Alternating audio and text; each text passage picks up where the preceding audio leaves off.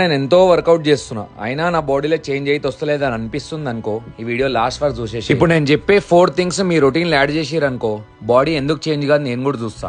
First thing వచ్చేసి నువ్వు ఒక 5 వారాలు నీ మజిల్ మీద పెట్టే స్ట్రెస్ చేంజ్ అయ్యి, అది నంబర్ ఆఫ్ రెప్స్ లో గానీ, లేకపోతే సెట్స్ లో గానీ, లేకపోతే సెట్స్ మధ్యలో తీసుకునే రెస్ట్ పీరియడ్స్ లో గానీ, లేకపోతే నీ కంప్లీట్ వర్కౌట్ స్ప్లిట్ కూడా కావచ్చు. ప్రోగ్రెసివ్ ఓవర్లోడ్ అనే టాపిక్ మీద నా ప్రొఫైల్ లో మస్తు వీడియోలు దొరికితే అది చూసేసేయి. సెకండ్ థింగ్ వచ్చేసి నువ్వు చేసేదేమో గింత, తినేదేమో దానికంటే 10 సార్లు ఎక్కువ. ఎందుకంటే నువ్వు పెద్ద పీకి కష్టపడ్డావు కదా పాపం. అనా you can't out train a bad diet అంటారు. ఫర్ ఎగ్జాంపుల్ 1 కిలో కొవ్వుల ఆల్మోస్ట్ 8000 క్యాలరీస్ ఉంటాయి.